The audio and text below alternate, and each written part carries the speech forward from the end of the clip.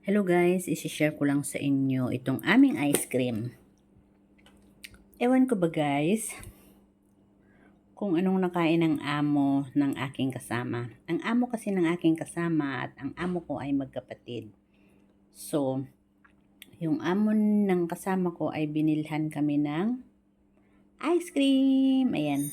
So, binuksan niya na ito kanina guys. At nagbibideo ako kanina, nagbibideo rin siya. So, hinayaan ko na lang muna siya mag-video kasi nagre-reels yun. So, ayan, natanggal niya na yung plastic. At ano kaya ang nakain niya guys? Bakit kami binilihan ng ice cream?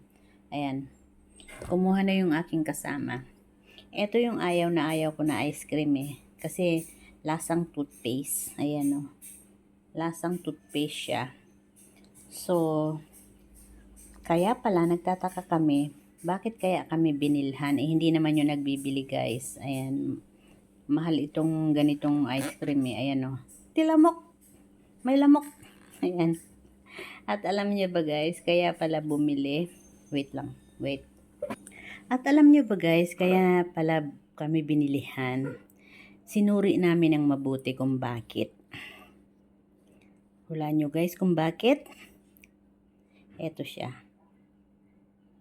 Ayan. Pag ganitong pa-expired na, mura na yan. Nagkakaroon ng buy one take one, sometimes half price. Kung $6 ito, nagiging 3 na lang. Ganon. Kaya yun. Yun ang na-discover namin. Chinek namin. Bakit kaya? Kaya pala, yun ay mag-expired na. So, anyway, thank you pa rin dahil sa June pa naman ang expired nito. So, pwede pa yan. Diba?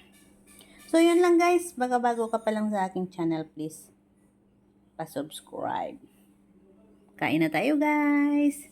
Ayan yung sa kasama ko. Pinuno ko nga para tumaba. Sa akin ito. Wala pang laman. Tubig pa lang. So, bye guys. Kain na tayo.